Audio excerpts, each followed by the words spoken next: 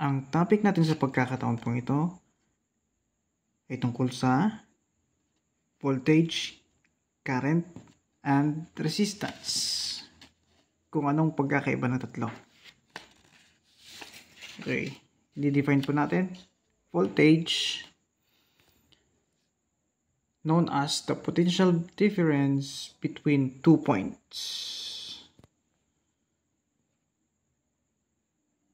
Electric tension, second definition, at panghuli, electric pressure. Okay.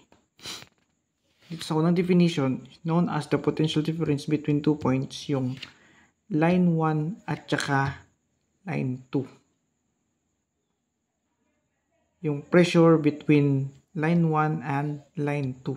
Yun po ang voltage.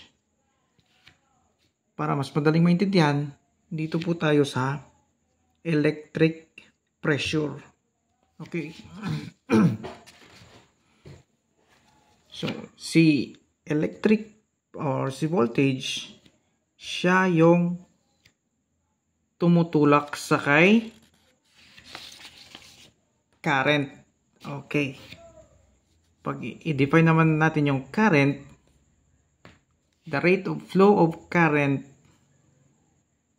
or the rate of flow of electric charge through a conductor.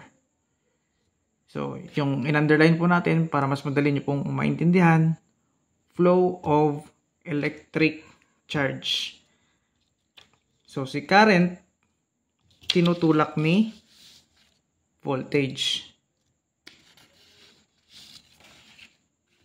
So, si current naman, flow of electric charge.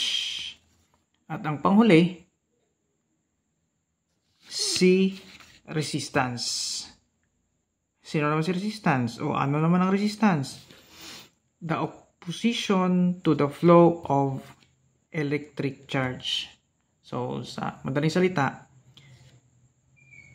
ito yung pumipigil sa pagdaloy ng kuryente. Okay? I hope na may naintindihan kayo sa topic po natin ito at paki-like at saka subscribe. Maraming salamat po.